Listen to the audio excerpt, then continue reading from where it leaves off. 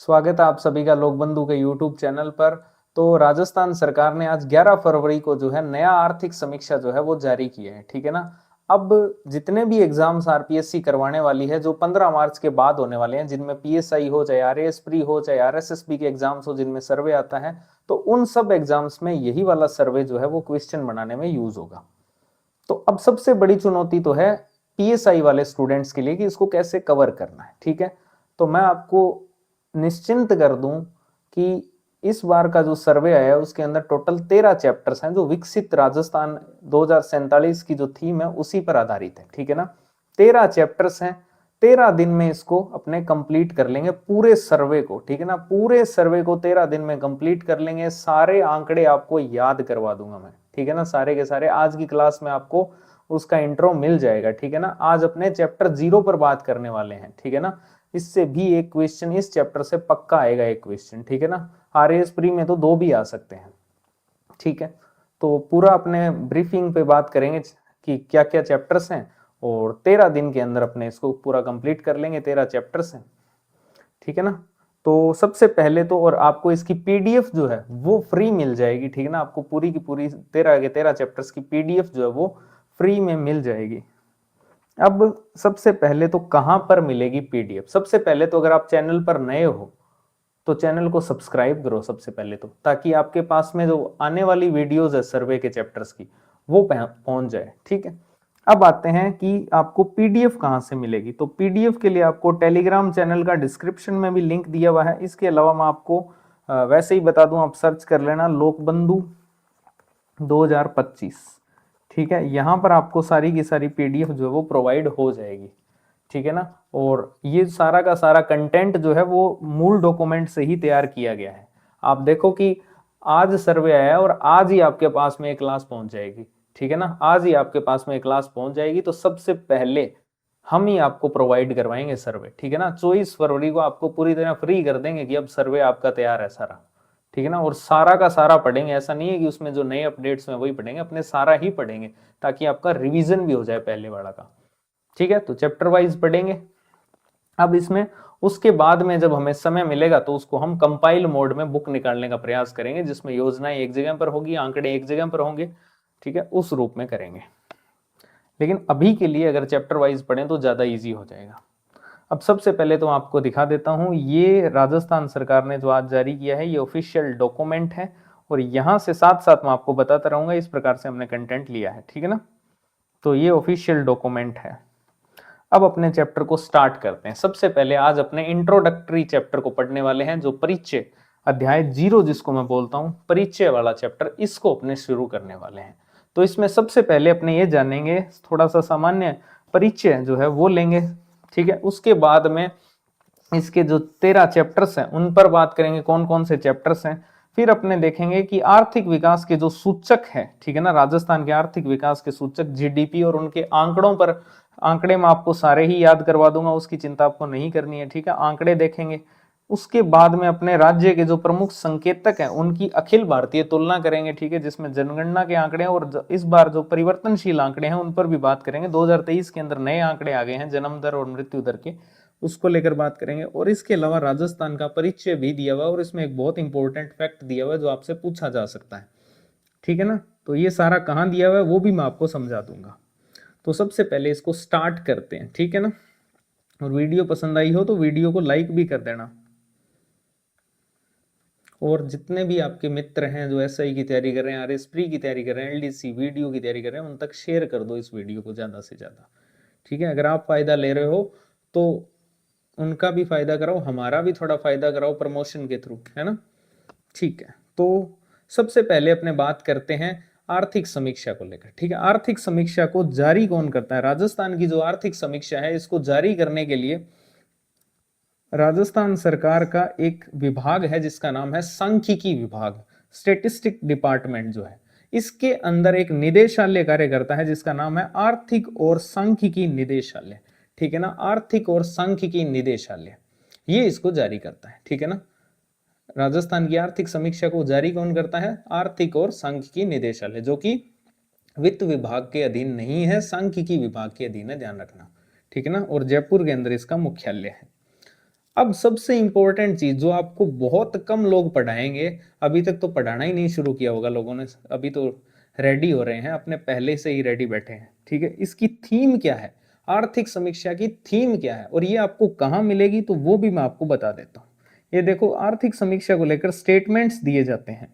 जैसे ये पहला स्टेटमेंट दिया हुआ है मुख्यमंत्री साहब का, ठीक है ना, ये स्टेटमेंट दिया हुआ है इन्होंने, ठीक है। इसके बाद में आप देखेंगे तो मुख्य सचिव का भी स्टेटमेंट है, जिसमें ये सिंपली बात की गई है कि ये समीक्षा किस पर आधारित है। फिर इसमें आगे बढ़ोगे अगर आप, तो शासन सचिव जो है सांख्यिकी विभाग के, उनका स्टेटमेंट है। और उनका स्टेटमेंट में ये लाइन देखो कि आर्थिक समीक्षा की जो थीम है वो विकसित राजस्थान 2047 के दस्तावेज के अनुरूप है, जो कि क्या है, राज्य की एक लचीली, समावेशी और सतत अर्थव्यवस्था की परिकल्पना करती है, ठीक है। तो ये यहां से लिया है मैंने।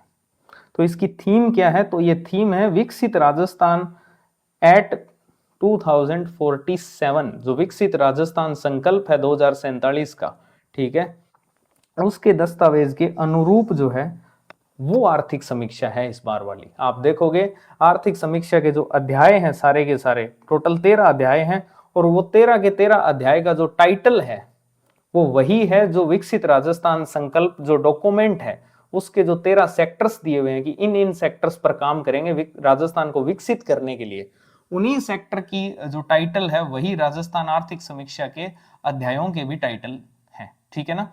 तो इसकी जो थीम है वो आपके विकसित राजस्थान पर आधारित है। विकसित राजस्थान जो 2047 का दस्तावेज है उसके अनुरूप इसकी थीम है, जो क्या है, राज्य को एक लचीली अर्थव्यवस्था बनाना, ठीक है ना। लचीली यानी फ्लेक्सिबल, यानी नियमों की कठोरता ना हो, इन्वेस्टमेंट आसान हो, समावेशी करना है ना, सबकी भागीदारी इसमें सुनिश्चित हो, ठीक है ना। इसके अलावा सतत अर्थव्यवस्था, कंटिन्यूअस जो है वो हो अर्थव्यवस्था, रुकावट ना हो, है ना, जैसे कोविड में हुई थी। तो ये सतत अर्थव्यवस्था की बात करता है, ठीक है ना। विकसित राजस्थान, लचीली, समावेशी और सतत अर्थव्यवस्था, ये आर्थिक समीक्षा की इस बार थीम है, ठीक है। अब आते हैं कि राजस्थान आर्थिक समीक्षा जो नई वाली है 2025-26, इसके अध्याय कितने हैं, ठीक है। तो इसके जितने भी अध्याय हैं वो टोटल 13 अध्याय हैं इस बार, ठीक है। पिछली बार 10 अध्याय थे, लेकिन इस बार 13 अध्याय हैं, ठीक है। और ये जो 13 के 13 अध्याय हैं, यही विकसित राजस्थान 2047 का जो दस्तावेज है, ठीक है ना, उसके 13 क्षेत्र हैं, ठीक है। उसके जो 13 क्षेत्र है वही आर्थिक समीक्षा के 13 अध्याय हैं। कौन कौन से हैं, तो पहला है कृषि, पहला चैप्टर अब कृषि है, खाद्य प्रणालियों में रूपांतरण, ठीक है। दूसरा चैप्टर है स्वास्थ्य एवं कल्याण, तीसरा शिक्षा और ज्ञान आधारित अर्थव्यवस्था, चौथा चैप्टर है सामाजिक सशक्तिकरण और समावेशन, जिसमें आप सामाजिक अधिकारिता वाला चैप्टर, जिसमें कमजोर वर्ग का कल्याण वो पढ़ते हो, औद्योगिक खनन और आर्थिक वृद्धि, पर्यटन को अलग कर दिया गया अब सेवा क्षेत्र से पर्यटन और सांस्कृतिक विकास एक अलग चैप्टर बनाया गया है। इसके अलावा आधारभूत अवसंरचना, जिसमें आप परिवहन, ऊर्जा और ये सब पढ़ते हो। जल सुरक्षा अलग चैप्टर बनाया गया है, जल सुरक्षा और अनुकूलता। पर्यावरणीय स्थायित्व और जलवायु अनुकूलता। इसके अलावा ग्रामीण विकास, शहरी विकास, दो अलग चैप्टर हैं। प्रभावी शासन और सार्वजनिक सेवाएं एक नया चैप्टर है। और लास्ट में वित्तीय प्रबंधन, जिसमें आप राजकोष से रिलेटेड आंकड़े पढ़ते हो, और आर्थिक नीति, जिसमें आप जीडीपी, एनएसडीपी से रिलेटेड आंकड़े पढ़ते हो, ठीक है। तो सारा का सारा आंकड़ों का चैप्टर है, चैप्टर 13, ठीक है। तो ये है। अब अपने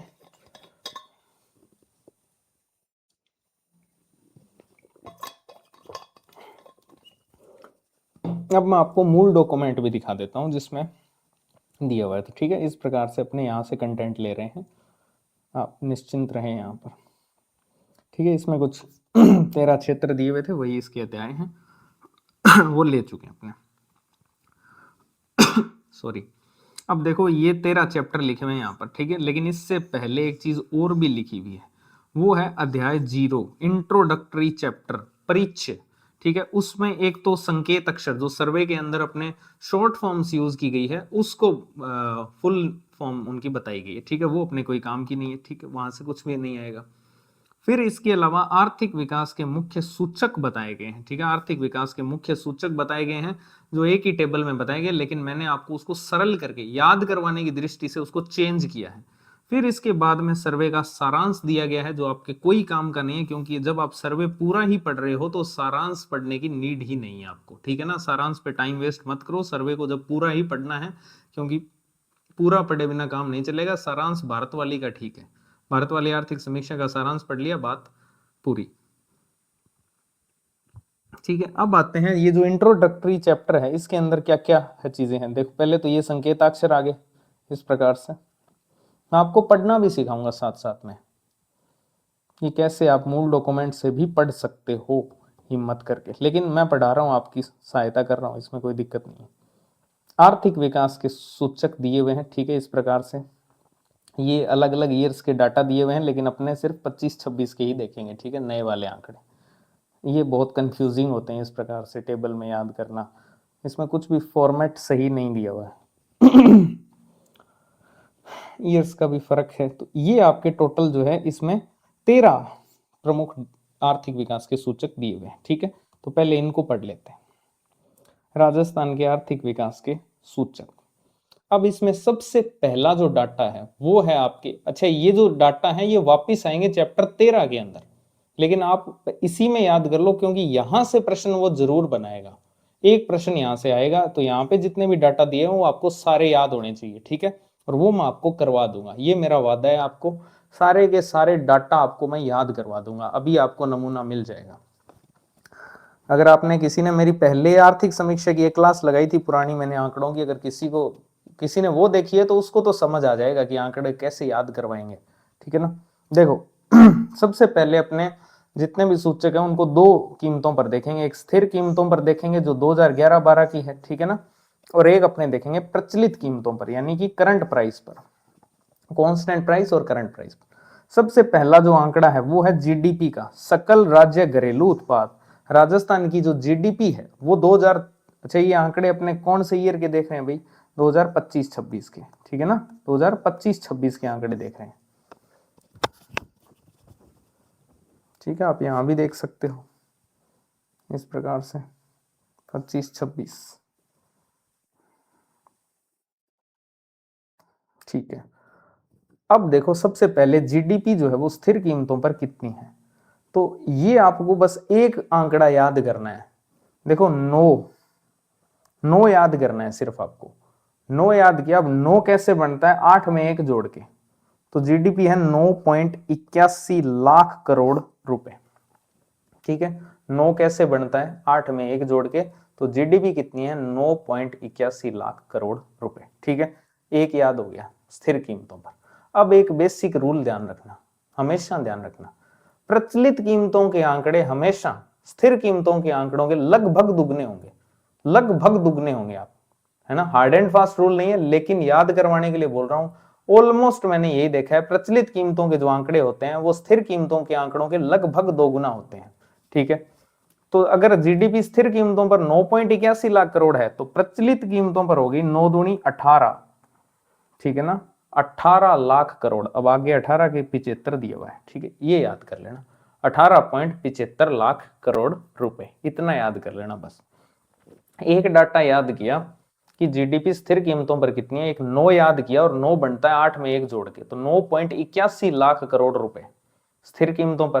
फिर उसको दुगुना किया, 9 दूनी 18, वो प्रचलित कीमतों पर आ जाएगा, तो 18.75 लाख करोड़ रुपए जो है वो है आपकी प्रचलित कीमतों पर। अब आते हैं कि जीडीपी के अंदर वृद्धि दर क्या रही, गत वर्ष की तुलना में कितनी इसमें वृद्धि हुई। तो आपको यहां पर पता है कि ये 9.81 लाख करोड़ रुपए है, ठीक है। तो इसमें अपने जो परसेंटेज के बाद वाला अंक है वो लेकर आएंगे वृद्धि दर के लिए, तो 8 था, तो 8.66% जो है वो रही है जीडीपी की वृद्धि दर स्थिर कीमतों पर, ठीक है ना। स्थिर कीमतों पर जीडीपी की वृद्धि दर कितनी रही है, 8.66%। कैसे याद करोगे, परसेंटेज के सॉरी जो दशमलव के जस्ट बाद वाला अंक है उससे स्टार्ट करो वृद्धि दर को, 8.66%, ठीक है। अब प्रचलित कीमतों पर वो नियम नहीं लगेगा कि यहां आप 7 लेकर आ जाओ, क्यों, क्योंकि प्रचलित कीमतों पर वृद्धि दर स्थिर कीमतों से ऑब्वियसली ज्यादा होगी। तो कितनी ज्यादा होगी, तो वही दुगुना करना है, तो यहां 2 जोड़ना है बस, दुगुना मत करना, यहां 2 जोड़ देना, 8 में 2 जोड़े हो गए 10, तो 10.24 जो है वो है आपकी प्रचलित कीमतों पर वृद्धि दर, ठीक है ना, जीडीपी में। यहाँ दुगना नहीं करना क्योंकि परसेंटेज में दे रखी है यूनिट, लाख करोड़ में है तो दुगना कर देना, रुपए में दिया हुआ है वहां पर दुगना, और परसेंटेज में है तो जोड़ देना दो, ठीक है, प्रचलित कीमतों के लिए। तो ये स्थिति है भाई। जीडीपी वृद्धि दर कितनी है, तो परसेंट दशमलव के बाद वाला अंक लेकर आओ, 8 से 8.66%, फिर उसमें 2 जोड़ो तो 10.24% हो जाएगी प्रचलित कीमतों पर। ठीक है, ये हो गया दूसरा डाटा। अब आते हैं तीसरा डाटा, शुद्ध राज्य घरेलू उत्पाद, जिसको हम एनएसडीपी कहते हैं। और एनएसडीपी कैसे निकालते हैं, चैप्टर 13 में आप डिटेल में पढ़ोगे क्या होती है। जीडीपी में से डेप्रिसिएशन या मूल्यह्रास को माइनस कर देते हैं तो आपके एनएसडीपी आ जाती है, शुद्ध राज्य घरेलू उत्पाद। ठीक है ना। अब जब जीडीपी में से कुछ माइनस कर रहे हैं, तो अगर जीडीपी 9 है तो जब माइनस करेंगे तो उसमें से वो कुछ ना कुछ 9 से तो कम ही होगी। ठीक है ना, और इतनी ज्यादा भी कम नहीं होगी, इतना भी मूल्यह्रास नहीं हुआ है। ठीक है, तो अगर जीडीपी स्थिर कीमतों पर 9.81 लाख करोड़ है तो एनएसडीपी स्थिर कीमतों पर कितनी होगी फिर, 8.59 लाख करोड़। ठीक है ना, तो जीडीपी से 1 माइनस करना है आपको, बस एनएसडीपी आ जाएगी। तो 9 से 1 माइनस 8 होगा, तो 8.59 लाख करोड़ रुपए क्या है, एनएसडीपी है आपकी। अब वही सेम नियम प्रचलित कीमतों पर एनएसडीपी कितनी है, दुगनी कर दो स्थिर वाली की, तो 16.85 लाख करोड़ रुपए क्या है, एनएसडीपी है प्रचलित कीमतों पर। सिंपल एक रूल फॉलो करना है, स्थिर कीमतों वाला डाटा याद किया, उसको दुगना किया बस, और उसको भी लॉजिकली याद करो। एनएसडीपी जीडीपी में से कम ही होगी, अगर जीडीपी 9 है तो एनएसडीपी 1 कम 8 होगी बस। ठीक है, इस प्रकार से आपको याद करना है, क्योंकि जीडीपी 9.8 है एक प्रकार से, तो एनएसडीपी उससे कम होगी तो 8.5 के आसपास है वो, ऐसे याद कर सकते हो। ठीक है, और फिर प्रचलित कीमतों वाला तो याद ही नहीं करना, वो तो दुगना ही करना है, तो 16.85 लाख करोड़ एनएसडीपी है। ठीक है, पसंद आ रही है क्लास, लाइक क्यों नहीं कर रहे, फिर करो लाइक अभी। ठीक है, अब आते हैं पर कैपिटा इनकम पर, राज्य की प्रति व्यक्ति आय कितनी है। ठीक है, इसमें अब परिवर्तन हुआ है। ठीक है, प्रति व्यक्ति आय को याद करने का सबसे सिंपल तरीका है 1 लाख 2 लाख, दुगना ही करना है। स्थिर कीमतों पर 1 लाख है, प्रचलित कीमतों पर 2 लाख है, ऐसे याद कर लो। दुगना ही तो करना है प्रचलित कीमतों के लिए। स्थिर कीमतों पर 1 लाख है, प्रचलित कीमतों पर 2 लाख है। ठीक है ना, और ये नंबर आपको याद करना है, पूरा याद करना है, ध्यान रख लेना। 1,31,89, 1,31,89 है स्थिर कीमतों पर, और प्रचलित कीमतों पर है 2,23,49। लास्ट में सबके 9 है। ठीक है ना, इधर 4 है और इधर 4 का दुगुना 8 है, ऐसे याद कर लेना। ठीक है ना, जैसे मर्जी याद कर लेना बस। ठीक है, 10-20 याद कर लेना भले ही, सिंपल है। 1 लाख स्थिर कीमतों पर है पर कैपिटा इनकम, प्रचलित कीमतों पर कितनी है, 2 लाख। ठीक है, लास्ट में दोनों के ही 9 आएगा, ऐसे याद कर लेना। आपको तो पहचानना ही है, वहां पे ऑप्शन ही तो पहचानना है, लिखना थोड़ी है। तो ऐसे ट्रिक्स बना के याद करोगे तो इजीली आपको याद हो जाएंगे। अच्छा, पर कैपिटा इनकम निकालते कैसे हैं, तो ये जो एनएसडीपी निकाली थी, शुद्ध राज्य घरेलू उत्पाद, इसमें मध्य वर्ष की जो जनसंख्या है उसका भाग दे देते हैं, तो पर कैपिटा इनकम आ जाती है कि प्रति व्यक्ति आय कितनी है। ठीक है, तो ये थी आपकी प्रति व्यक्ति आय। एक बार रिपीट करूं क्या, ठीक है कर देता हूं। जीडीपी का एक डाटा याद करना है कि 9 से स्टार्ट होगी, स्थिर कीमतों पर है 9, और 9 बनता है 8 में 1 जोड़ के, तो 9.81 लाख करोड़ रुपए स्थिर कीमतों पर। प्रचलित कीमतों पर जस्ट दुगुना करना है, 9 का दुगुना 18, तो 18.75 लाख करोड़ रुपए। ठीक है, फिर जीडीपी की वृद्धि दर के लिए आपको ये 8 जो है दशमलव के बाद वाला यहां से स्टार्ट करना है। 8.66% स्थिर कीमतों पर है, और उसमें 2 जोड़ा यानी कि 10.24% प्रचलित कीमतों पर है। फिर एनएसडीपी जो है वो जीडीपी में से कम, यानी कि 8.59 लाख करोड़, और दुगना कर दो प्रचलित कीमतों के लिए 16.85 लाख करोड़ रुपए। Per capita income 1 lakh 2 lakh. ठीक है, तो 1,31,89 और 2,23,49। ठीक है, ये स्थिति है। ठीक है, ये आंकड़े बहुत इंपॉर्टेंट है। इसके बाद में एक आंकड़ा आता है जीएफसीएफ का। जीएफसीएफ का पूरा नाम है gross fixed capital formation. Gross fixed capital formation की जो स्थायी पूंजी निर्माण है, ये सकल कितना हुआ। ठीक है ना, ग्रोस स्थायी पूंजी निर्माण कितना रहा, सकल स्थायी पूंजी निर्माण जो था वो कितना रहा। ठीक है ना, आंकड़ा याद करना है प्रचलित कीमतों का, स्थिर कीमतों पर नहीं। प्रचलित कीमतों पर जीएफसीएफ जो है वो कितना रहा वर्ष 2024-25 के अंदर, 25-26 में नहीं। ठीक है ना, ये पहले निकालेंगे इसको। 2024-25 के अंदर जीएफसीएफ जो है प्रचलित कीमतों पर कितना था, तो याद करने का सिंपल तरीका बताता हूं। कौन सी ईयर में याद करना है, 25 में, है ना, 25 में करना है ना, तो 25 को दुगुना कर दो, क्योंकि जीएफसीएफ में एफ 2 बार आ रहा है तो दुगुना करेंगे। 25 का दुगुना होता है 50, तो यहां से 50 से स्टार्ट हो रही है। ठीक है ना, तो 5 लाख करोड़ है लगभग 5 लाख करोड़ है जीएफसीएफ। इस प्रकार याद कर सकते हो। और आगे याद करवा देता हूं। 50 तो आपने लिख लिया, अब आगे क्या लिखोगे, तो 24 का भी तो लेना है, तो 24 लिखा आगे, फिर आधा कर दो एफ की कारण, अब भाग दे दो, 12 हो जाएगा, 24 में 2 का भाग दिया तो ऐसे 50 24 12 इजीली याद हो जाएगा। ठीक है, ये है जीएफसीएफ प्रचलित कीमतों पर 2024-25 के अंदर।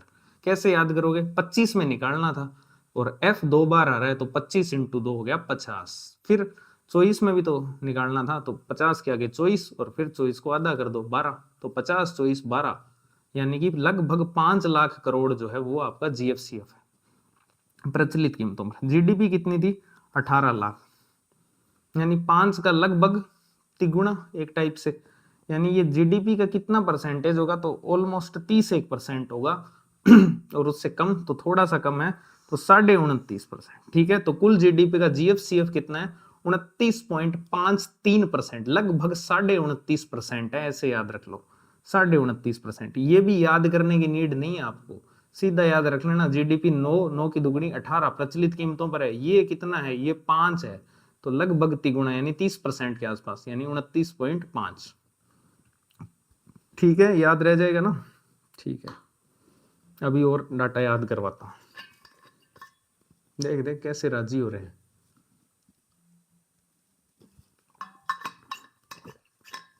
पर शेयर नहीं कर रहे कि औरों तक ना पहुंच जाए, बस हमें ही याद रहे। बेशर्मी की हदें पार मत करो ऐसे। ठीक है, आगे चलते हैं। आगे जो डाटा है वो है कृषि उत्पादन सूचकांक का। ठीक है ना, ये उसी टेबल में से लिए, मैंने उसको डिजाइन किया अलग प्रकार से आपको याद कराने की दृष्टि से। ठीक है ना, वहां पे बहुत अजीब टाइप से लिखे हुए हैं, जो मूल डॉक्यूमेंट है वहां। कृषि उत्पादन सूचकांक की बात करते हैं, तो कृषि उत्पादन सूचकांक का आधार वर्ष कैसे याद करोगे वो भी बता देता हूं। कृषि इंग्लिश में लिखो, कृषि,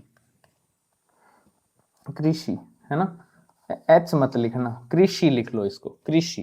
ठीक है ना, तो 5 लेटर हैं टोटल, 5 लेटर हैं टोटल। ठीक है, और उत्पादन जो है ये, इसमें ऊ जो है वो 3 जैसा लग रहा है, तो 5 में 3 जोड़ा तो हो गए 8।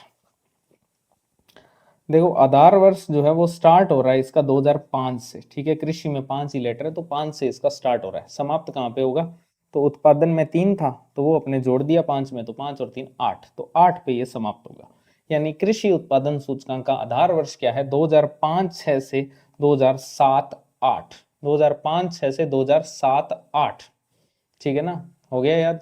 ठीक है, अब 2024-25 के अंदर कृषि उत्पादन सूचकांक कितना था, 2024-25 के अंदर कृषि उत्पादन सूचकांक कितना था, कितने में, 2024 में ना, तो 24 तो यहां भी लिखा हुआ है, 2 और 4, और 2 और 4 के बीच में क्या आता है, 3 आता है, तो 2 4 3, और आगे क्या है फिर 5 आता है इनके, तो 2 4 3.55। इसको याद करना पड़ेगा क्या, ऐसे याद करवा देंगे सीधा ही। ठीक है ना, 2024 में बताना था कृषि उत्पादन सूचकांक कितना है, तो 24 ही ले लिया हमने तो। ठीक है, फिर 2 और 4 में कुछ बीच में रह गया था, 3 रह गया था, हाँ 3 रह गया, आगे फिर क्या आएगा, आगे तो 5 ही आता है 4 के, तो 243.55 है कृषि उत्पादन सूचकांक। आधार वर्ष याद कैसे करना है बता दिया मैंने, कृषि में 5 लेटर हैं, एच मत लिखना, कहीं 6 कर दो तुम, तो 5 से लेकर फिर उसमें उत्पादन का ऊ 3 जैसा लगता है, तो 5 और 3 8, 2005-6 से 7-8 ये उसका आधार वर्ष। ठीक है, अब आते हैं जीएसवीए पर, जो वैल्यू एडिशन है, सकल राज्य मूल्यवर्धन जो है, ग्रोस स्टेट वैल्यू एडिशन, सकल राज्य मूल्यवर्धन, उसके अंदर सेक्टर वाइज योगदान कितना है कृषि उद्योग और सेवा का। 1 मिनट में याद करवा दूंगा, सबसे ज्यादा कंफ्यूजन यही रहती है, मैं 2 मिनट में याद करवा दूंगा आपको। अभी 1 मिनट बोला था लेकिन अभी टाइम हो गया है, 2 दुगुना करना पड़ेगा ना, क्योंकि स्थिर कीमतें भी और प्रचलित कीमतें भी है। देखो कैसे याद करोगे सेक्टर वाइज कितना योगदान है, तो इसमें सिंपल है, आपको सबसे पहले स्थिर कीमतों के आंकड़े याद करने हैं, प्रचलित वाले अपने आप ही हो जाएंगे। कैसे याद करोगे स्थिर के? इस बार तो एक बहुत सुंदर सा डाटा दिया है, सेवा क्षेत्र का जो योगदान है जीएसवीए में वो है 46-46। ये एक याद कर लो बस, 46-46 वाला डेटा याद कर लो। सेवा क्षेत्र का स्थिर कीमतों पर कितना है योगदान? 46.46%। एक याद किया, ठीक है। अब उद्योग आपको पता है, आप हर साल पढ़ते हो 28 पे ही रहता है उद्योग। उद्योग क्या रहता है? 28 पे ही रहता है। तो उद्योग है 28.21। 28.21, ये 46.46, वो 28.28 मत करना, 28 से थोड़ा कम कर देना उसको, ठीक है ना। थला फॉर रीजन कर देना, 28 में से 7 माइनस कर देना तो 21। तो 28.21% है उद्योग का। समझ आ रहा है यहां से? अब इसको 100 में से माइनस कर दो जोड़ के, तो आएगा 25.33। याद करने की भी नीड नहीं है, कृषि वाला तो 25.33 सीधा ही आ जाएगा। 100 में से ये दो अगर आपको याद है, 46.46 और 28.21, ठीक है। और कृषि वाला आप 100 में से माइनस करके निकाल ही लोगे 25.33%। ये हो गए स्थिर कीमतों पर आपको याद। 46-46 एक याद कर लिया, उद्योग हमेशा 28 पर ही रहता है और उसमें थल्ला को माइनस कर देना है, तो 28 माइनस 7 21। अब आते हैं प्रचलित कीमतों के। प्रचलित कीमतों का सिंपल रूल है, कृषि क्षेत्र में ये कोई पॉइंटों के अंदर बढ़ता है थोड़ा बहुत, ठीक है। प्रचलित कीमतों पर उद्योग क्षेत्र में 2 माइनस होता है सीधा ही, ठीक है। स्थिर कीमतों पर उद्योग में ज्यादा होता है, प्रचलित में कम होता है, क्योंकि राजस्थान के अंदर इंडस्ट्री पिछड़ी हुई है। सर्विस सेक्टर में ये +1 होता है, बस इतना ही रूल है। अब कृषि क्षेत्र में ये पॉइंटों में बढ़ रहा है तो 25.33 है, तो प्रचलित कीमतों पर कुछ 33 से कुछ ज्यादा होगा, ठीक है। तो ये 25.74 है, वहां पर 74 है, ठीक है। 25.74 है, बस ये याद कर लेना, एक 25.33, 25.74, ठीक है। इसके अलावा उद्योग में मैंने आपको बताया 2 माइनस होगा, तो 28 से सीधा 26 पर आएगा, 26.55%। लेकिन ये ध्यान रखना कि इस साइड वाले जो राइट साइड में दिए हुए हैं, जो दशमलव के बाद वाले जो अंक हैं, वो प्रचलित कीमतों पर हमेशा ज्यादा होंगे स्थिर कीमतों से। तो इधर 74, ठीक है। उद्योग में कितना रहेगा? 26.55%। 26.55%, सीधा 2 माइनस हुआ है स्थिर कीमतों से। और इधर 46-46 था, तो इधर एक बढ़ेगा 47.71, 47.7 कर लो भले इसको, ठीक है। तो 47.71% है आपका प्रचलित कीमतों पर सेवा क्षेत्र का योगदान। शायद नहीं भूलोगे आप, वापिस याद करवा देता हूं। स्थिर कीमतों पर सेवा क्षेत्र का है 46.46%। 46-46 याद करना है आपको। एक उद्योग हमेशा 28 पर ही रहता है, 28.21 थला फॉर रीजन, 7 माइनस किया 28.21%। 100 में से माइनस कर दो, बाकी दो को जोड़ के 25.33 आ गया कृषि क्षेत्र का। अब आते हैं प्रचलित कीमतों पर। तो प्रचलित कीमतों को कैसे याद करना है? तो कृषि क्षेत्र जो है वो हमेशा पॉइंटों के अंदर बढ़ता है, तो 25.33 से 25.74 हो जाएगा बस। उद्योग सीधा माइनस में 2 जाता है, तो 28 से सीधा 26.55, और सेवा +1 बढ़ता है तो 47.71। स्वाहा, ठीक है। आगे चलते हैं और कुछ आंकड़े देखते हैं जो इस इंट्रोडक्टरी चैप्टर में दिए हुए हैं, ठीक है। इसके बाद आंकड़े देखने अपने को कुछ सूचकांक देखने हैं। जैसे सबसे पहले आंकड़ा कृषि से रिलेटेड है, कुल खाद्यान्न उत्पादन जो है वो कितना हुआ है, अग्रिम खाद्यान्न उत्पादन जो है वो कितना है, अभी याद करवा देता हूं। खाद्यान्न ना, ठीक है, खाद्यान्न को इंग्लिश में लिखना एक बार। खाद्यान्न कितने हैं? 8, ठीक है ना, कितने हैं? 8। कुल में कितने हैं लेटर? 2। खाद्यान्न में 8, उत्पादन का ऊ जो है वो 3 जैसा लग रहा है, तो 2 8 3। इस लेवल की ट्रिक बनाता हूं मैं, अप्रिशिएट कर देना अगर आपको पसंद आई हो तो, ठीक है ना। कुल में 2 है तो 2, ठीक है। खाद्यान्न को इंग्लिश में लिखोगे तो 8 लेटर है इसमें टोटल, 8। उत्पादन का ऊ 3 जैसा लग रहा है तो 283। पॉइंट वाला बाद में याद करो तो कर लो। 283.98 लाख मैट्रिक टन कुल खाद्यान्न उत्पादन है अग्रिम अनुमान, ठीक है। याद कर सकते हो, 2025-26 के आंकड़े देख रहे हैं सूचकों के। 283.98 लाख मैट्रिक टन कैसे याद करना है? कुल के अंदर 2, खाद्यान्न को इंग्लिश में लिखोगे तो 8 लेटर है, उत्पादन में ऊ 3 का लग रहा है तो 283.98 लाख मैट्रिक टन, ये है कुल खाद्यान्न उत्पादन। कोई नहीं याद करवा पाएगा तुम्हें, ऐसे कोई भी नहीं याद करवा पाएगा। ठीक है, जो पढ़ते हैं, जिन्होंने सर्वे 5-5 साल पढ़ा है, वही उन्हीं को समझ है ये सब कैसे याद करवाना है। ठीक है ना। औद्योगिक उत्पादन सूचकांक कितना है? ठीक है, अब ये क्या होते हैं औद्योगिक उत्पादन सूचकांक, क्या इसका आधार वर्ष है, कौन कौन सी वस्तुएं इसमें शामिल है, ये सब बहुत डिटेल में चैप्टर्स में पढ़ेंगे। यहाँ सिर्फ आपको इनके आंकड़े याद करने हैं, जो बहुत ही इंपॉर्टेंट है, सीधे आंकड़े ही पूछेंगे। तो जो औद्योगिक उत्पादन सूचकांक है, इसका भी आधार वर्ष वही है जो स्थिर कीमतों पर अपने आंकड़ों का ले रहे हैं, यानी कि 2011-12। तो इसका आधार वर्ष कितना है? 2011-12। ठीक है ना। औद्योगिक उत्पादन सूचकांक का आधार वर्ष है 2011-12। और औद्योगिक उत्पादन सूचकांक है कितना? तो ये सीधा आप याद कर लेना 153.29, लगभग 150 के आसपास है। ऐसा याद कर लेना कि औद्योगिक उत्पादन सूचकांक लगभग 150 के आसपास है। इसकी कोई यूनिट नहीं होती। ठीक है ना, क्योंकि समान यूनिट जो है वो काट देती है एक दूसरे को। तो 153.29 जो है वो है औद्योगिक उत्पादन सूचकांक। 150 के आसपास है, उस 150 प्लस है, ऐसा याद कर लेना बस। ठीक है ना। तो ये औद्योगिक उत्पादन सूचकांक हुआ। वैसे इसकी मैंने ट्रिक भी बनाई थी। औद्योगिक में 5, औद्योगिक में सीधे में 5 है। ठीक है, लेटर, फिर उत्पादन का वो 3 जैसा लग रहा है, तो 5 3 तो आ गया।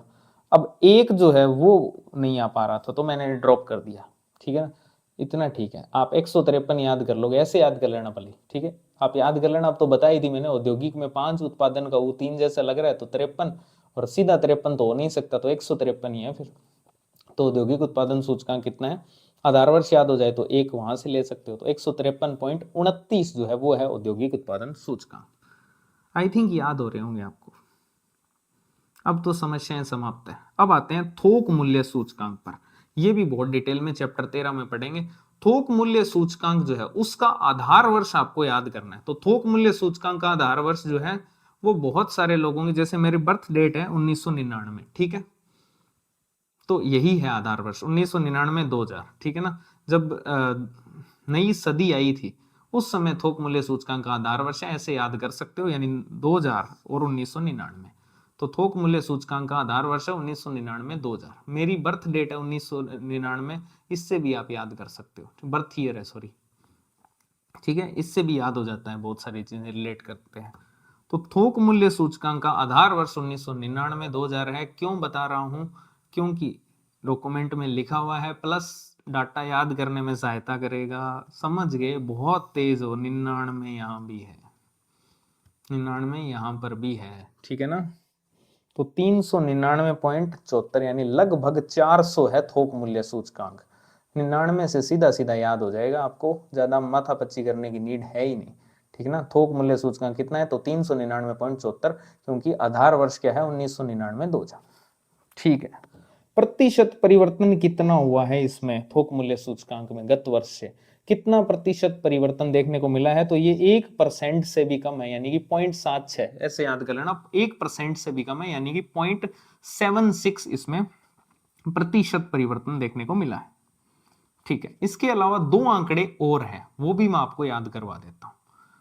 अधिष्ठापित क्षमता या ऊर्जा का आंकड़ा है, ये पूछा ही जाता है बहुत सारे एग्जाम्स में, एज इट इज पूछा जाता है ये आंकड़ा। ठीक है ना। आधारभूत अवसंरचना वाले चैप्टर में वापस आएगा, लेकिन यहां पढ़ना बहुत जरूरी है। देखो कैसे याद करना है। मेगावाट के अंदर ये ऊर्जा जो है वो बताई जाती है। ठीक है, ऊर्जा का जो ऊ है वहां से तो अपने 3 लेंगे, यानी ये 3 से स्टार्ट होगी। और 3 क्या है? एक विषम संख्या है, और विषम संख्याएं 1 से स्टार्ट होती है। 1 आ गया। ठीक है, 1 के बाद आती है 3, 3 तो पहले ही आ गया। ठीक है ना। अब आगे क्या आएगा? 5, 5 है ना, 7 मत लेना। और फिर 5 के आगे क्या आता है? 6, 31, 55, 6 हो गया याद? वापिस करवाऊं याद? ठीक है।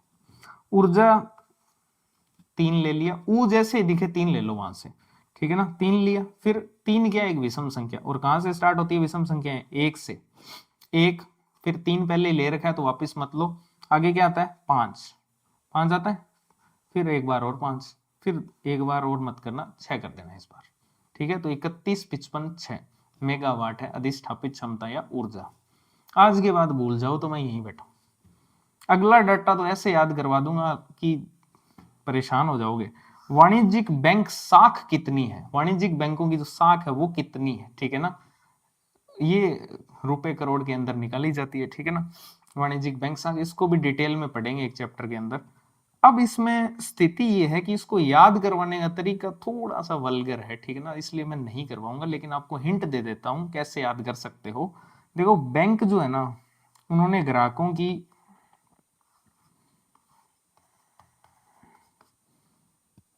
कर लोगे यार, ठीक है,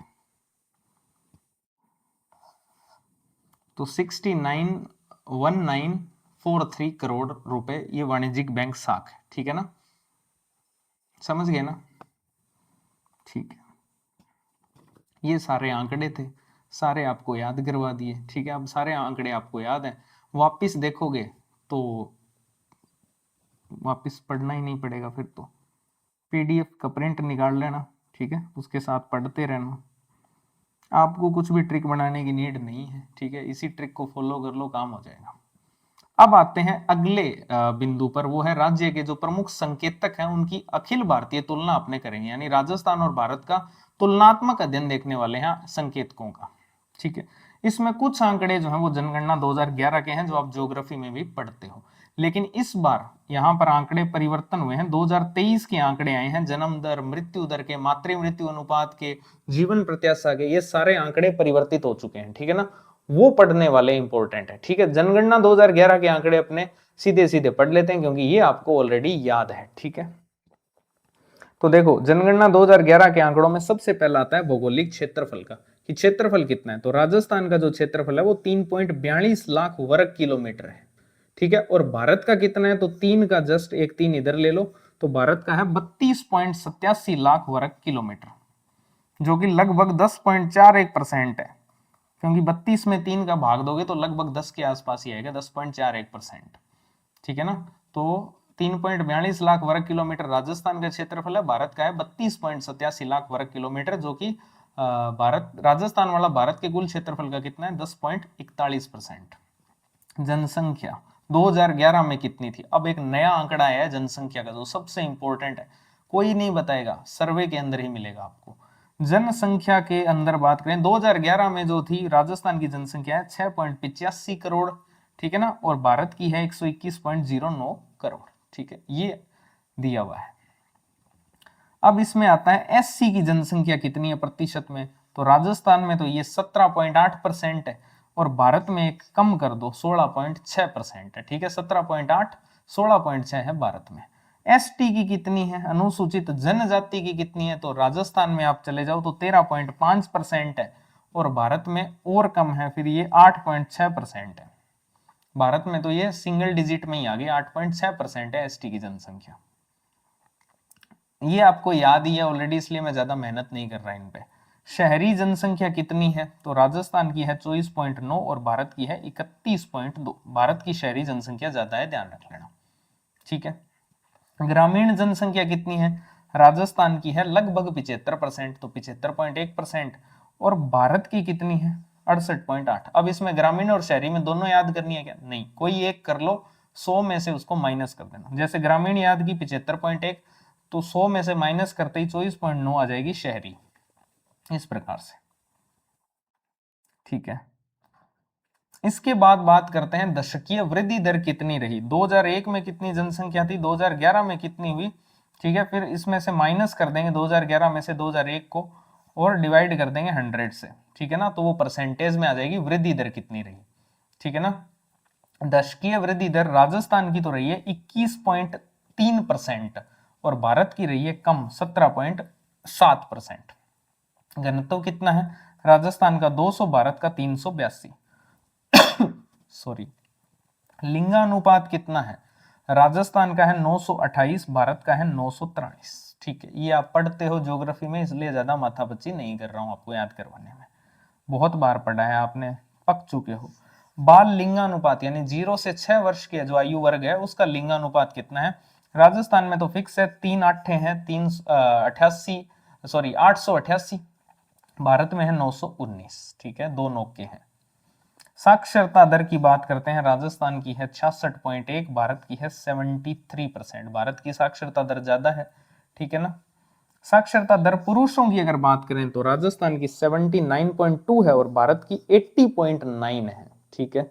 महिलाओं की अगर बात करें साक्षरता दर की तो 52.1% है राजस्थान में, और भारत के अंदर है 64.6%।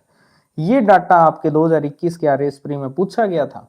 कार्य सहभागिता दर इंपॉर्टेंट है, याद कर लेना। राजस्थान की 43.6% है और भारत की 4 माइनस कर दो 43 में से 39.8%। ये इंपॉर्टेंट डाटा है। कार्य सहभागिता दर 43.6 है राजस्थान की और 39.8 है भारत की। 4 माइनस ही करना है आपको, ठीक है। ये तो डाटा थे जनगणना 2011 के। अब आते हैं मेन डाटा पर। 2023 के जो आंकड़े हैं उनको आपको याद करवाता हूं मैं, ठीक है ना। कौन कौन से नए आंकड़े आए हैं, जैसे इसमें आप ध्यान रख लेना, राजस्थान और भारत के अंदर 4 का डिफरेंस जो है वो ज्यादा देखने को मिलेगा। जैसे सबसे पहला डाटा है जन्म दर का, अशोधित जो जन्म दर है 2023 की, 2023 का आंकड़ा है ये, ठीक है ना। जन्म दर का प्रति हजार जो मध्य वर्ष जनसंख्या है उस पर इसको निकालते हैं, ठीक है। और राजस्थान की कितनी है जन्म दर, तो ये 22.9।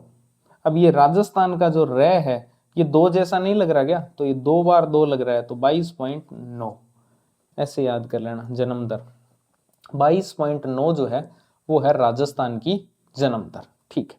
भारत के लिए मैंने क्या बताया, 4 माइनस कर देना, 18, 22 में से 4 माइनस की 18, तो 18.4 जो है वो है भारत की जन्म दर, ठीक है। मृत्यु दर कितनी है, अशोधित मृत्यु दर वही सेम इकाई है इसकी भी, जन्म दर वाली भी। राजस्थान की कितनी है मृत्यु दर, अब जन्म दर अगर 22 है तो मृत्यु दर उससे ज्यादा थोड़ी होगी, मृत्यु दर तो कम होगी ना, ठीक है। 22.9 तो इधर भी ले लेना, जन्म दर में भी 9 और मृत्यु दर में भी 9 साइड में, ठीक है ना, दशमलव के बाद। लेकिन यहां आपके आएगी 5, मृत्यु दर कितनी है 5, 5.9 जो है वो राजस्थान की, लेकिन भारत की ज्यादा है 6.4, ठीक है ना। आबादी के हिसाब से 6.4 जो है वो भारत की मृत्यु दर है, ऐसे याद हो जाएगा, ठीक है। 5 से ज्यादा है क्योंकि मृत्यु दर का आंकड़ा पूछा है, ठीक है, जो ऑब्वियसली ज्यादा होगी। शिशु मृत्यु दर की बात कर लेते हैं। शिशु मृत्यु दर यानी प्रति हजार जो जीवित जन्म है उस पर अपने इसको निकालते हैं शिशु मृत्यु दर को। राजस्थान की कितनी है 29, भारत की 4 का डिफरेंस आएगा 25। बार बार बता रहा हूं 4 का डिफरेंस याद कर लेना, 22.9 से 18.4, शिशु मृत्यु दर में 29, 25, 4 का डिफरेंस आ रहा है सीधा सीधा।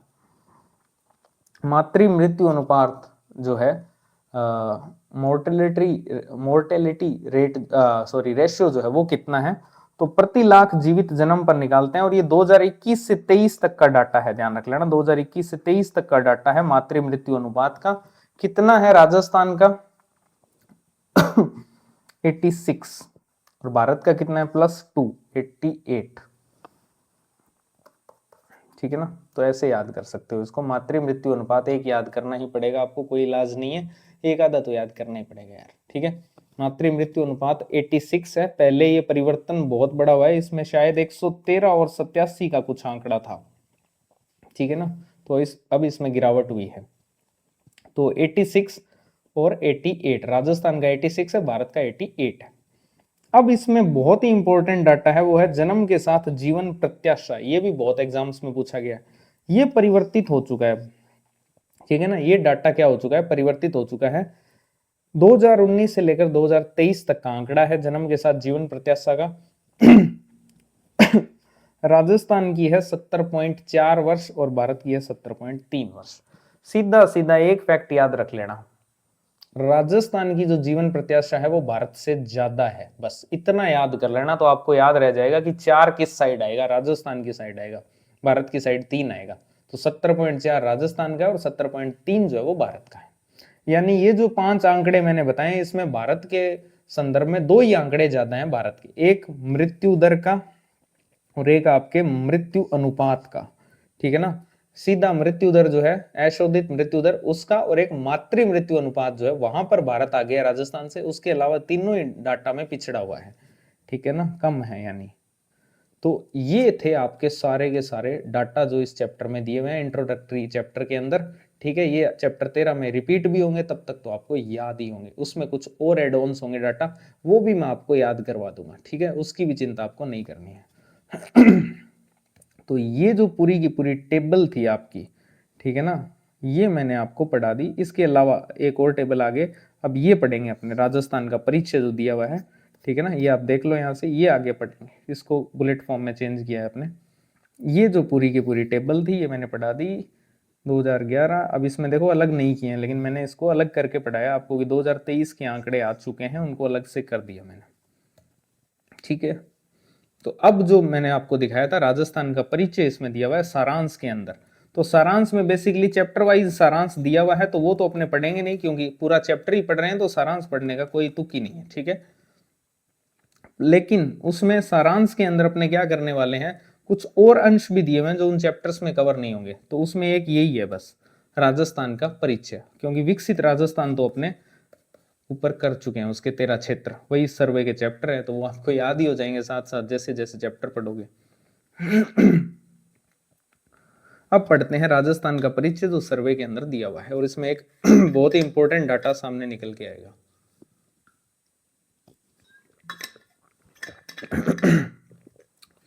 बेसिकली इसमें भौगोलिक परिचय दिया हुआ है राजस्थान का, ऐसा नहीं है ये पूरा का पूरा पैराग्राफ फॉर्म में दिया हुआ, आप खुद भी देख लेना, अभी दिखाया था मैंने चेंज किया उसको बुलेट की फॉर्म में, मेहनत लगती है इसमें, ठीक है ना। अब कुछ लोग तो सर्वे सीधा ये वाला डॉक्यूमेंट लेके पढ़ाने आ जाएंगे, मैं दावा कर रहा हूं बहुत सारे आएंगे, बहुत सारे सीधा डॉक्यूमेंट पढ़ा के चले जाएंगे, जीरो मेहनत, लेकिन हम करेंगे आपके लिए, ठीक है ना, हम करेंगे, ठीक है। तो अब अपने राजस्थान का परिचय पढ़ने वाले हैं, इसमें अपने क्षेत्रफल देखने वाले हैं। सबसे पहले भौगोलिक परिचय है बेसिकली। क्षेत्रफल की बात अगर अपने करें तो राजस्थान का जो क्षेत्रफल है वो आपको ऊपर भी समझाया था, 3,42,239 वर्ग किलोमीटर है। क्षेत्रफल की दृष्टि से राजस्थान भारत का सबसे बड़ा राज्य है, ठीक है, ये भी पढ़ते हो। देश का जो कुल भौगोलिक क्षेत्रफल है, ठीक है, 32.8 लाख वर्ग किलोमीटर, उसका ये 10.41% है, वो भी मैं आपको समझा चुका हूं। अब कुछ स्थिति विस्तार के आंकड़ों पर बात करते हैं कि भारत के अंदर जो उत्तर पश्चिमी भाग है वहां पर राजस्थान स्थित है, ठीक है ना, भारत के अंदर, सॉरी यहां पर है राजस्थान, तो ये उत्तर पश्चिम के अंदर आएगा, ठीक है ना, भारत के उत्तर पश्चिम में स्थित है। किन किन राज्यों से इसकी सीमाएं लगती है, तो पंजाब से, हरियाणा से, यूपी से, एमपी से और गुजरात से। अंतरराष्ट्रीय सीमा पाकिस्तान से लगती है। आकार की अगर अपने बात करें तो इसका विशिष्ट समचतुर्भुजाकार आकार है, इस प्रकार से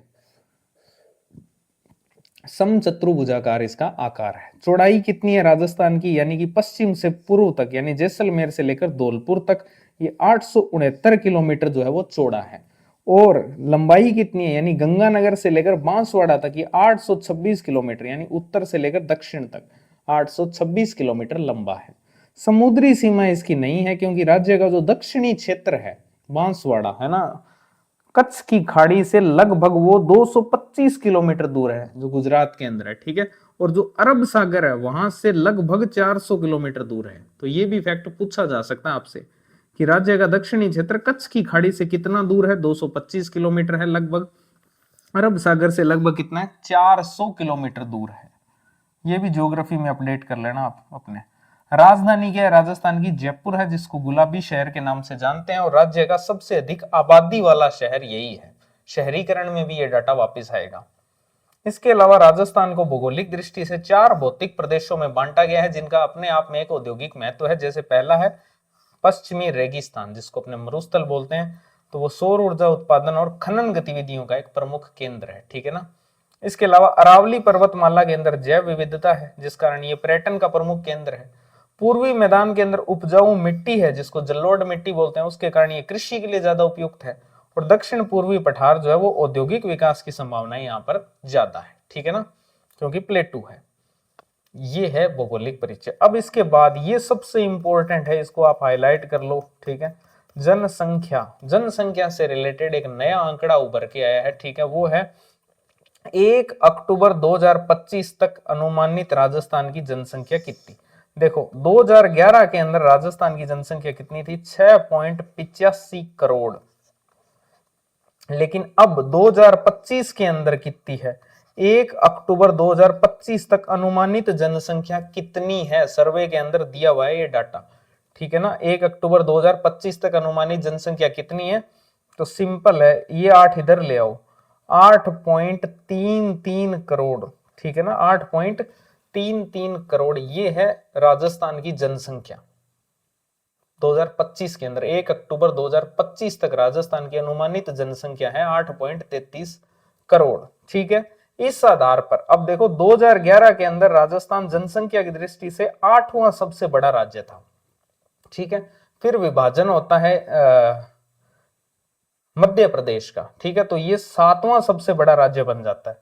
ठीक है, लेकिन वर्तमान में राजस्थान की आर्थिक समीक्षा के अनुसार, जो नया आर्थिक समीक्षा है उसके अनुसार ये भारत का 6ठा सबसे अधिक आबादी वाला राज्य बन गया है। ठीक है ना, क्योंकि 1 अक्टूबर 2025 तक इसकी अनुमानित जनसंख्या है 8.33 करोड़। 6.85 है 2011 के अंदर, लेकिन 1 अक्टूबर 2025 तक इसकी जो अनुमानित जनसंख्या है वो 8.33 करोड़ है, जिस कारण अब ये 6ठा सबसे अधिक आबादी वाला राज्य बन चुका है, 7वां नहीं है। राजस्थान आर्थिक समीक्षा को कोट करके बोल रहा हूं। ये था पूरा का पूरा। ठीक है ना, ये आप देख सकते हो यहाँ पर जो सारांश में दिया हुआ है। सारांश यहाँ से स्टार्ट होता है जिसमें पहले राजस्थान का परिचय दिया है, और ये रहा वो फैक्ट जो मैंने आपको करवाया। ठीक है, और ये सारे फैक्ट्स जितने भी हैं इनको मैंने उस फॉर्म में चेंज किया है, तो आप सोच के देखो उसमें कितनी मेहनत लगती होगी। तो पहले तो सब्सक्राइब कर लो चैनल को, वीडियो पसंद आ रही है तो वीडियो को लाइक भी कर दो। ठीक है, इसके बाद ये संकेतक मैंने आपको पढ़ा दिए, विकसित राजस्थान पढ़ा दिया सारा का सारा। उसमें 13 क्षेत्र ही हैं बस, ये दिए हुए, ये 13 के 13 क्षेत्र जो आपके सर्वे के चैप्टर्स भी हैं। इसके बाद ये एक एक करके फिर वो चैप्टर वाइज सारांश दे रहा है इन सब का। यहाँ से पढ़ने की कोई नीड नहीं है, इसको वापिस चैप्टर्स में वापिस आएंगे, इसलिए यहाँ से पढ़ने की इसको कोई नीड नहीं है। बैंकिंग क्षेत्र का क्या प्रदर्शन रहा, ठीक है, ये आपको, जैसे कृषि है तो ये सब आपको वहां पे वापस मिल जाएंगे। ठीक है, अलग अलग योजनाओं को शॉर्ट में करके दे रहा है, लेकिन अपने चैप्टर, मेन चैप्टर में बड़ी ही पढ़ेंगे इनको। ठीक है, तो ये पूरा का पूरा अपना इंट्रोडक्टरी चैप्टर था। अब जो 13 चैप्टर हैं, ध्यान से सुनना, 13 चैप्टर 13 दिन के अंदर कंप्लीट कर देंगे, 13 क्लासेस में कंप्लीट करेंगे। भले ही चैप्टर छोटा हो, भले ही चैप्टर बड़ा हो, क्लास उसकी एक ही आएगी। ठीक है ना, फिर अपने आपको पीडीएफ जो है वो मैं पहले से ही सेंड कर दूंगा। ठीक है, टेलीग्राम चैनल डिस्क्रिप्शन में लिंक है, इसके अलावा सीधा सर्च कर लेना, भले ही लोक बंधु 2025 आपको टेलीग्राम चैनल मिल जाएगा, वहां आपको इसकी पीडीएफ मिल जाएगी ये वाली। ठीक है ना, तो आप वो प्रिंट करवा लेना, फिर साथ साथ क्लास लगा लेना, आपका सर्वे जो है वो रेडी हो जाएगा। एसआई के अंदर 10 से 12 क्वेश्चन आपके तैयार हैं, और आरएएस प्री के अंदर 15 से 20। ठीक है, और जो एलडीसी वाले हैं उनके लिए सर्वे के कुछ चुनिंदा चैप्टर्स ही काम के हैं, तो उनको तो अलग से पढ़ा देंगे। ठीक है, उसकी चिंता नहीं करनी, उनको आरबीएससी की बुक से जोड़कर पढ़ाएंगे, आरबीएससी की बुक प्लस सर्वे जोड़कर पढ़ाएंगे। ठीक है, तो अभी 13 दिन ये सर्वे का रंगारंग कार्यक्रम ही चलने वाला है। ठीक है ना, राजस्थान का। उसके बाद में अपने करेंगे इंडिया के chapter wise, Indian economic survey जो है उसको चैप्टर वाइज करेंगे। ठीक है, जो मैंने आपको वादा किया था कि चैप्टर वाइज करेंगे उसको, तो वो भी करेंगे। ठीक है, उसकी चिंता मत करो, वो इतना इंपॉर्टेंट है नहीं, क्योंकि चैप्टर वाइज इंपॉर्टेंट है इसलिए उसको बाद में करेंगे। ये ज्यादा इंपॉर्टेंट है कि यहाँ से 10 से 12 क्वेश्चन आने हैं। ठीक है, तो मिलते हैं फिर कल कृषि वाले चैप्टर के साथ, पहले चैप्टर के साथ, चैप्टर वाइज ही चलेंगे। ठीक है, तो थैंक यू वेरी मच।